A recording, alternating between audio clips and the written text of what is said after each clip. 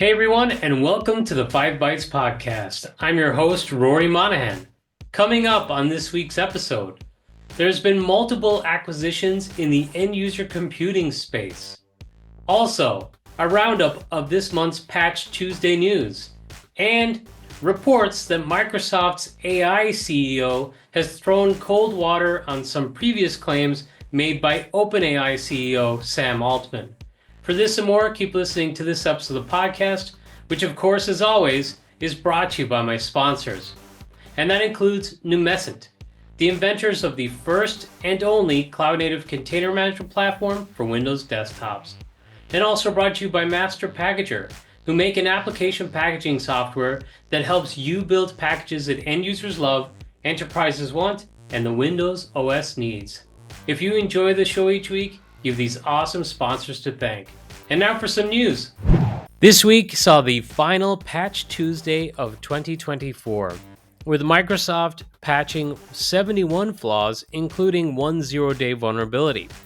A roundup of all of the vulnerabilities patched this month includes 27 elevation of privilege vulnerabilities, 30 remote code execution vulnerabilities, 7 information disclosure vulnerabilities, 5 denial of service vulnerabilities, and 1 spoofing vulnerability.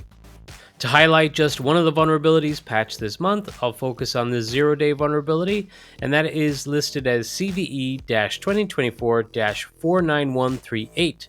And this is a Windows common log file system driver elevation of privilege vulnerability. As the name suggests, this vulnerability allows attackers to gain system privileges on Windows devices. Unfortunately, no information has been released as to how the flaw was exploited in the attacks thus far. However, according to BleepingComputer.com, it was discovered by the advanced research team with CrowdStrike, so we are likely to see a report about its exploitation at some point in the future. If you follow the podcast regularly, you will know that this was expected to be a relatively light month, as Microsoft had shared its plans to ease off a little ahead of the holiday period. So this month is just supposed to be about primarily security fixes, thus why the number of vulnerabilities patched, or perhaps the size of the updates available, or number of updates available, will be lower because those non-security updates will not be getting applied. And further to this, the Register reported that Microsoft has pushed the final cumulative update for Exchange Server 2019 to 2025. So the final update was expected before the end of this year, but it appears they're giving a bit of a reprieve to customers who may be happy that this ensures at least a quiet Christmas period for those Exchange Server admins. Now, if you're still on Exchange Server 2019, you should really move forward as soon as possible in the new year. You'll only be getting this one more cumulative update. And of course, as always, other vendors have released their own patches in conjunction with Patch Tuesday, including the likes of Adobe, Apple, Cisco, and more. It was a big week for tech acquisitions, which have been becoming fewer and further between in the EUC space over recent years. Citrix announced they have acquired deviceTRUST and Strong Network. To be honest, I knew a lot about deviceTRUST, but nothing about Strong Network before the announcement. But for those not familiar with deviceTRUST, Citrix is claiming that with integration of deviceTRUST, they will introduce real-time contextual access for virtual desktop infrastructure and desktop-as-a-service environments, including locally installed applications. This enables granular access control based on device posture and user context, allowing organizations to continuously monitor and respond to changes, strengthening security and minimizing endpoint risk. Chances are, if you are in the end-user computing space, you already know about deviceTRUST because they have been pretty active at being at various EUC-related events in the past. I gave a cursory look at Strong Network's site and content, but it made me scratch my head even more, as much of their content is around securing development environments. I'm sure while a lot of the content is around securing development environments, Citrix would intend to integrate this into their own product suite and probably protecting Citrix desktops and maybe Citrix infrastructure, that sort of thing. But for their part, Citrix said that by leveraging Strong Network's capabilities, Citrix strengthens its ability to provide secure cloud development environments where mission-critical applications can be built, launched, and accessed more efficiently and cost effectively. This provides deep developer productivity and observability benefits while ensuring secure access for developers to critical resources while mitigating the risks associated with sensitive data and applications, including unauthorized access and data breaches. So, at least initially, they are suggesting it's for developer workflows, it seems. So perhaps this is an effort to tap into the developer virtual desktop market, which is an area that Microsoft has also been trying to step into. But I would imagine mitigating risks associated with sensitive data and applications and unauthorized access could equally apply to virtual desktops. And overall, by acquiring both of these products and bringing them into the Citrix product stack, they aim to simplify zero trust security management. So I'm pretty sure I could see how deviceTRUST aligns for the product stack and how it will benefit current customers. I'm going to be very interested to see how Strong Network fits into the stack. In another announced acquisition, Teamviewer announced they are to acquire 1E at a value of $720 million on a cash-free, debt-free basis, which is expected to close in early 2025, assuming all regulatory approvals. Teamviewer suggests this transformational transaction positions them as a strong player in the digital workplace market by integrating Teamviewer's remote access and support expertise with 1E's autonomous IT platform. Teamviewer thereby will deliver an industry-leading one-stop shop for IT operations, intelligent endpoint management, and enhanced user experience in the digital workplace. 1E should also give Teamviewer an entrance into the DEX market, which is an interesting move, and it's a market that industry analysts from the likes of Gartner and Forrester have previously suggested is very lucrative. It'll be interesting to see how these two mix together. Maybe I'm showing my age, but when I see Teamviewer, I am reminded of their scandalous security incidents in the past. But clearly they're an organization with a large customer base still, and a $720 million transaction to acquire 1E is pretty significant, and they sponsor Manchester United, so they must be doing pretty well. Microsoft confirmed a Microsoft 365 outage that impacted Office web apps and the Microsoft 365 Admin Center. Affected customers reported seeing "We're experiencing a service outage. All of your open files have been saved. It may be some time before the outage is resolved" message when trying to view or access the Microsoft 365 apps or the Admin Center when using a browser. While there was reports of the Microsoft 365 Admin Center being affected, the Azure status page at the time did not show an issue. The issue continued for several hours, but luckily has since been fixed.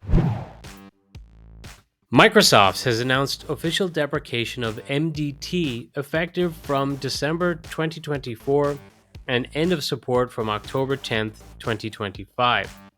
The Microsoft Deployment Toolkit integration with Configuration Manager, as well as the standalone version, is no longer supported with Configuration Manager.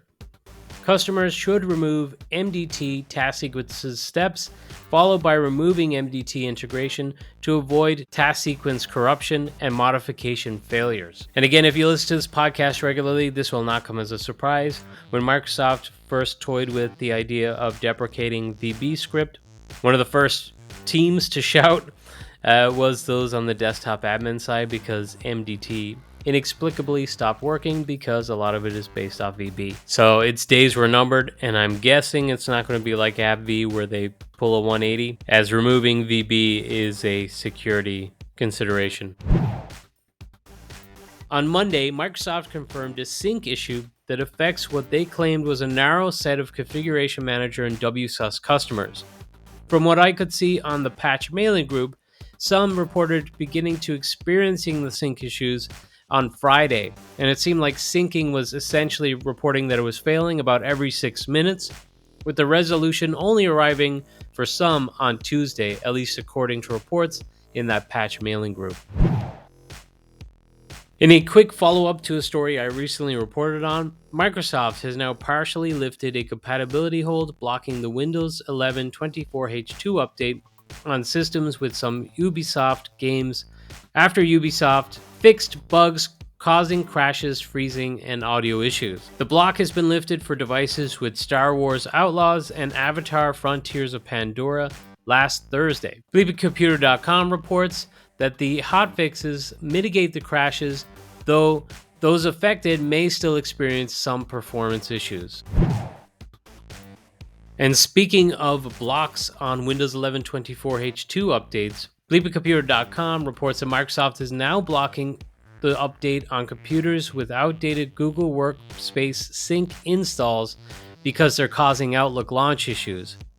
This known issue is tagged with Safeguard ID 543-18776 in Windows Update for Business reports. This certainly has been the shakiest Windows Desktop OS update that I can remember in a few years. I think probably 2 years since that Windows 10 March update that had to be recalled. I'm guessing they're not going to be recalling this one, hopefully. And I have been prompted to update my own machines to 24H2, but at the moment I'm holding off because I'm not really confident after all these reports. It has been announced that Microsoft has now expanded the rollout or testing rollout of its AI-powered recall feature to those who have AMD and Intel-powered Copilot Plus PCs enrolled in the Windows 11 Insider program.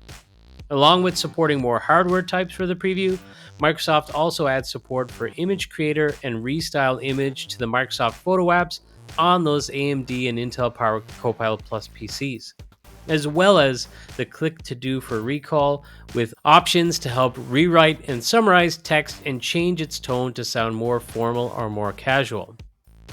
These changes have been rolled out to the Windows Insiders in the Dev channel after installing the Windows 11 Insider Preview build 26120.2510. Speaking of the preview of recall, Microsoft confirmed an issue with the preview. Some insiders who wished to try the feature out were unable, and it was discovered this was due to a November preview update KB 5046740. Microsoft is now recommending that you do not install this preview update before joining the dev channel until they've fixed the issue. The register suggests those who had the preview update installed before joining the dev channel may have to reinstall Windows, and added that this is one of the joys of running on dev builds and previews. According to Ars Technica, Broadcom will no longer take VMware's largest 2,000 customers directly for themselves. Instead, it will work with VMware's 500 biggest customers, giving their channel partners the opportunity to participate in deals and provide additional value to their VMware customers. This reversal is being viewed as an effort from Broadcom to discourage migrations from VMware, but there's skepticism around how much impact this will truly have. My employer and show sponsor, Numescent, announced the latest version of Cloudpaging Server and Enterprise Portal version 9.8.0. And with this release comes enhancements for device targeting, which expands device-specific controls for applications that are auto-deployed to end users. The new device constraints feature within Enterprise Portal version 9.8.0 allows administrators to establish granular controls over specific applications based on the device they are provisioned to. These device constraints can be used in tandem with existing user and group assignments, maximizing the flexibility and control over auto-deployed applications and exactly what device criteria is required for the applications to deploy to the employees on those devices. They also announced enhancements to application publishing, improvements made for logging, and of course, bug fixes. Another healthcare company has been hit by a ransomware attack. This time it's a company that manufactures heart-related medical devices and is called Artivion. BleepingComputer.com reports that the attack disrupted the company's operations and forced it to take some of its systems offline. They reported the incident took place on November 21st and that their insurance should cover most of their expenses with recovery, but they will likely also still incur additional expenses that are not covered by insurance. The company employs over 1,250 people worldwide and has sales representatives in more than 100 countries. It also has manufacturing facilities in Atlanta, Georgia, Austin, Texas, and Heckingen, Germany.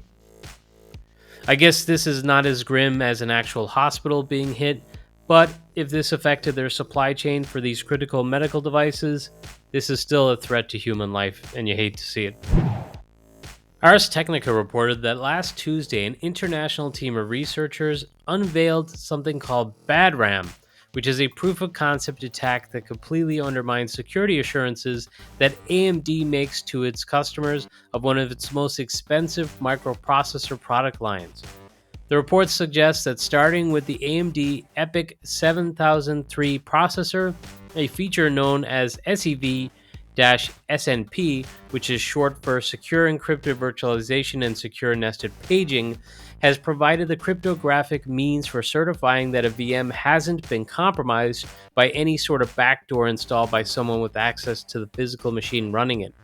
Well, researchers were able to trick the processor into allowing access to encrypted memory. Researchers said they built on their BadRAM attack primitive to completely compromise the AMD SEV ecosystem, faking remote attestation reports and inserting backdoors into any SEV-protected VM. In response to the vulnerability report filed by the researchers, AMD has already shipped patches to affected customers, and the researchers say there are no performance penalties other than the possibility of additional time required during boot up. The BadRAM vulnerability is tracked as CVE-2024-21944 and AMD-SB-3015 by AMD. Ars Technica has a detailed report on this vulnerability with all the ins and outs of how the exploit worked, and I'll share a link to that with this episode. And this is episode 364, and you'll find that at 5bytespodcast.com. Nextplatform.com reported this week that researchers with Google's Quantum AI Lab in Santa Barbara, California, say they've solved a key challenge to error correction in quantum systems, one that scientists have been trying to crack for 3 decades. The norm has been that the more qubits you use in a quantum system, the more errors will occur, which blows a hole in another necessity for quantum computing to flourish, which is the ability to scale the systems. Scale is pretty much a big part, or the major part, in quantum computing. But according to Michael Newman, a research scientist at Google's lab, error correction involves pulling together many physical qubits and getting them to work together, creating a logical qubit to correct errors. It was explained that the problem is that as these things are getting larger, there's also more opportunities for errors. So there's a need for devices that are good enough that they can make things larger, and that the error correction will overcome these extra errors that have been introduced into the system as it scales. Well, this week Google introduced its latest quantum chip called Willow, which is the successor to their previous Sycamore family of quantum processors, and they say it's a key step along the quantum roadmap.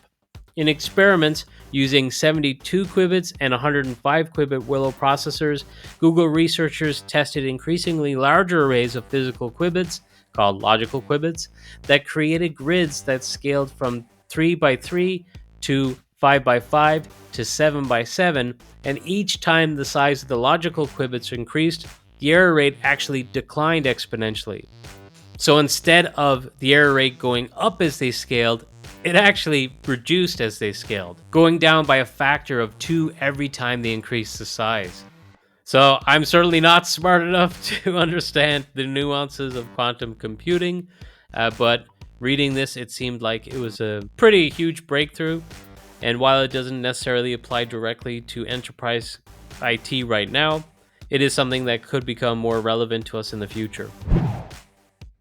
OpenAI teased that they will have 12 days of announcements as a 12 days of Christmas gimmick, and already announced a new tier of ChatGPT with higher usage limits for $200 a month, and the full version of O1, plus the highly anticipated AI-generated video service called Sora. O1 can now process images as well as text, and it is reportedly much faster than O1 Preview. When showing off the new O1 model in a demonstration, they asked a question about a Roman emperor, and O1 took 14 seconds for an answer, whereas previous versions took 33 seconds. According to OpenAI, O1 makes major mistakes 34% less often than the O1 Preview version, while thinking 50% faster.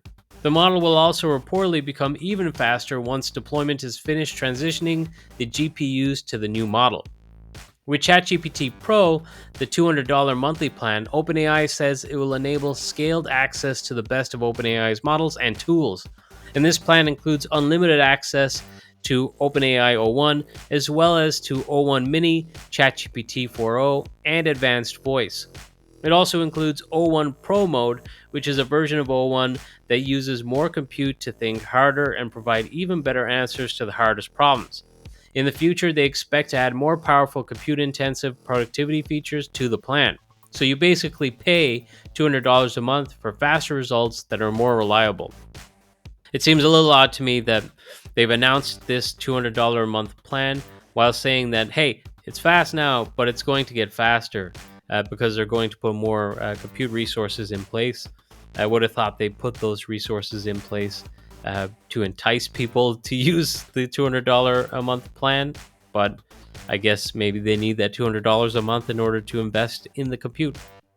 The video generation service that I alluded to, called Sora, is now available to ChatGPT Plus and Pro subscribers in the US and many parts of the world, but is not yet available in Europe. It is something I covered a few months ago on this podcast, but they report that at launch, uploads involving human subjects' faces are restricted while OpenAI refines its deepfake prevention systems. The platform also blocks content involving CSAM and sexual deepfakes, and OpenAI says it maintains an active monitoring system and conducted testing to identify potential misuse scenarios before release. ChatGPT Plus subscribers can create up to 50 videos monthly at 480p resolution, with an option to generate fewer videos at 720p. Pro subscribers receive expanded capabilities, including higher resolution options and longer video durations. OpenAI plans to introduce specialized pricing tiers in early 2025. Honestly, the GenAI video services that I've tried thus far have kind of sucked, so I'll be interested to try this out when it does become available in Europe, but I do wonder at the fact that they have not yet made it available in Europe. Is this due to data processing concerns and the potential for people to upload videos of individuals who are based in Europe without their consent? Recently, Ars Technica also reported that an AI company in the US called Artisan, which sells customer service and sales workflow software, launched a provocative Billboard campaign in San Francisco, playing on the angst of workers who fear being replaced by AI. It features the slogan, quote, "Stop hiring humans," and the company markets its software products as AI employees are artisans. The reaction to the ads online has been hugely negative. Which is not a surprise, and honestly, they probably knew that before they started the ad campaign. It's that whole adage of any publicity is good publicity, but hopefully this blows up in their faces because it takes some arrogance to do this. Finally, in the news for this week, interestingly, Microsoft's CEO of AI recently threw some cold water on some of the notions thrown out by OpenAI CEO Sam Altman around artificial general intelligence being available sooner than we think. Mustafa Suleyman recently spoke with The Verge's editor-in-chief Nilay Patel to discuss the rapid development of AI, including the AGI benchmark and whether it's achievable with the current hardware. And surprise, it appears, at least according to Mustafa, that the current generation of hardware in use will not suffice, but it could be possible in the next 2 to 5 generations of hardware, which means roughly about in the next 7 years. I will say this for Altman though, I believe he originally said it would be thousands of days, which could very well be 7 years. So maybe it's not a complete dunk of him by the Microsoft AI CEO.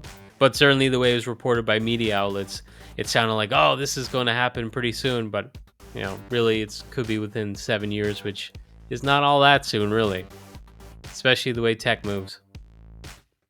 But now this episode's scripts, tricks, and tips. I'm going to keep it short this week. I had more tips to share, but I'm going to have to do some editing because this has turned into a longer than expected episode once again. But first up, I saw the awesome Jen Gentleman has been sharing keyboard shortcuts every day for December. So she's created this pretty nice advent calendar full of useful shortcuts for those who use Windows. So if you haven't followed Jen already, I suggest you do, particularly over on Blue Sky where she is now more active. And finally, the Festive Tech Calendar has started once again, and this is an event that features many speakers and these recorded sessions that will be published every day through December. That's December 1st all the way to the end of the month, December 31st. It doesn't stop at Christmas Day, but it will feature a lots of awesome tech sessions that are free to view over on the Festive Tech Calendar YouTube page. Well, that's it for this episode of the podcast. As always, thank you so much for listening.